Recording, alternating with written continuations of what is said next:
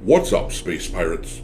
This is your Admiral, the ridiculously ruthless Dr. Disaster, and game journalists really are just the most insufferable, out-of-touch schmucks imaginable. Want to hear the most annoying sound in the world?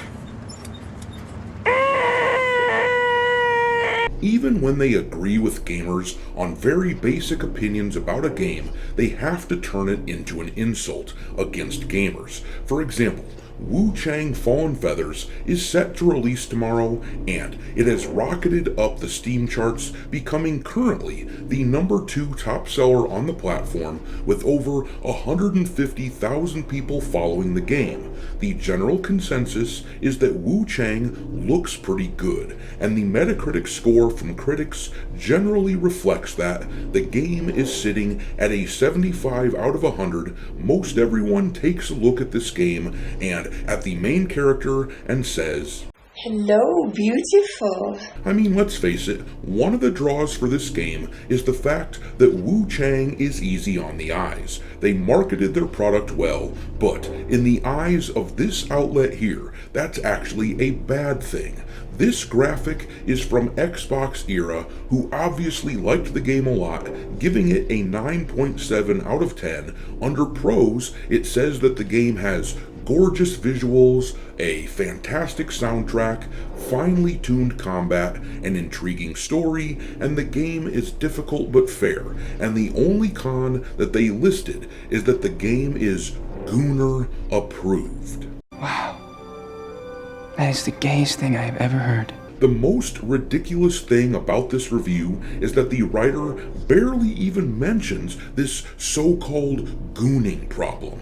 The outfits the character can wear is briefly discussed, and then in this summary graphic, the guy has to bring it up again because he wants to make it apparent that he does not want to be associated with the chuds. To be clear, these people, these game journalists, hate it when a female character doesn't look like this.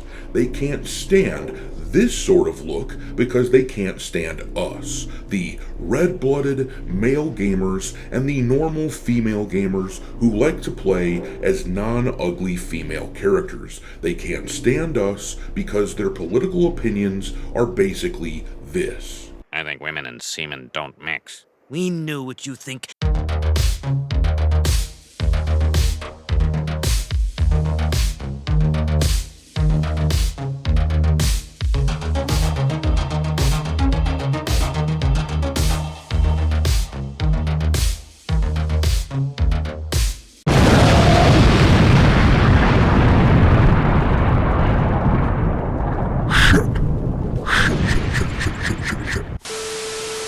Alright, me hearties, make sure that you hit the like button on this video, share it with your friends, subscribe to the channel if you haven't already, and also, don't forget to follow me over on X, where my handle is Dr. Disaster1. I keep a list on there of games lousy with wokeness pinned to the account at all times for your reference. I've also started uploading some content onto Rumble too, so make sure that you follow Dr. Disaster over there. But let's take a gander at Wuchang Fallen Feathers and how it looks like this game is being received fairly well. The review embargo is now lifted for Wuchang, and the bulk of the critics reviewing it are calling it good. Let's take a look at what some of them are saying. Tech Radar Gaming gave the game a 90 out of 100, writing, "Wuchang Fallen Feathers is the best Souls-like game since 2023's Lies of P. It's amazing how these people just absolutely refuse to acknowledge Black Myth Wukong, one of the best-selling games of all time.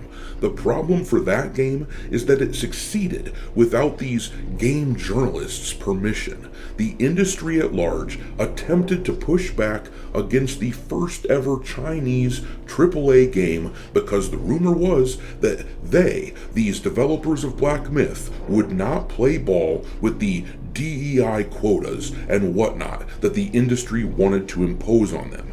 If you'll remember, Prior to Black Myth launching, there were all kinds of hit pieces written about the developer, and yet the game still hit over 2 million concurrent players on Steam, selling many millions of copies. Wuchang is the second big AAA game to come from a Chinese studio, and this time, rather than fight it, the industry embraced it. This is a Game Pass title, so the financial health of Daddy Xbox is tied to this game's success. Therefore, these game journalists are willing to say nice things about Wuchang Fallen Feathers.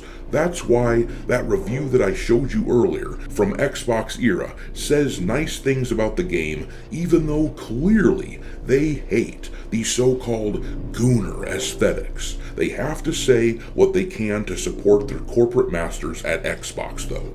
But I digress. The rest of this review says, developer Lean Z has handled almost everything expertly, from intricate level design that intelligently loops back on itself to thrillingly fast-paced combat that introduces some very fun defensive elements. It's also a game that really makes you think about your loadout on a per-level basis, with status afflictions and damage types playing an important role. Some frustrating moments aside, Wuchang Fallen Feathers is an essential Souls-like experience.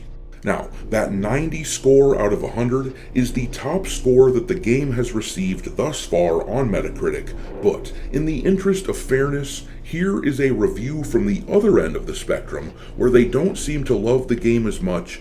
Gaming Trend gave it a 60 out of 100 and wrote, Wuchang Fallen Feathers wears its inspirations a little too proudly on its sleeves, not to the point of the original plagiarism claims, but enough to fail to stand out in an increasingly saturated market. The game's cultural authenticity is commendable, but it leans too heavily on familiar tropes. The middling technical performance is just the cherry on top. And yes, there are apparently some fairly irritating performance problems on both PC and console versions of the game. As Push Square wrote here, Wuchang Fallen Feathers is enjoyable enough without its performance troubles, but with them, they're a major drag on the overall game. Wait for them to be ironed out in post-launch patches, and you'll find a decent, if formulaic, experience. And Push Square is naturally a PS5 review, so yeah, the performance issues show up on the consoles as well.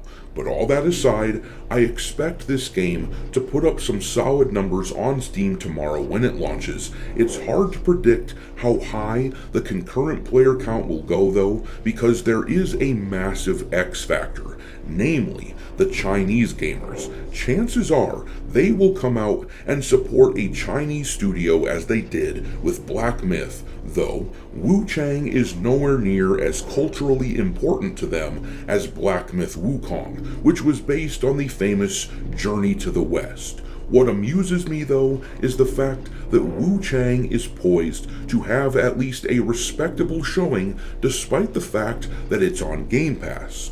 I like to keep track of all of these games that release on Game Pass day one, but which still succeed, because that blows up the narrative of games like Avowed and South of Midnight. Both of those titles were duds. They did not sell well at all, and I and many others pointed out the fact that this was because they were embroiled in the culture war, embracing woke shit in a way that a lot of gamers disliked. But naturally, the excuse for those games that they put up was that these were day one Game Pass titles, so of course people weren't buying it.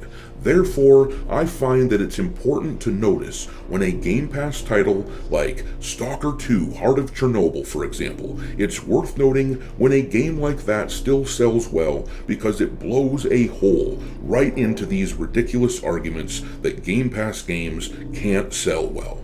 All that said, I think Wuchang will have solid sales numbers, and I can't wait to see what it looks like tomorrow. But I'm going to leave it there.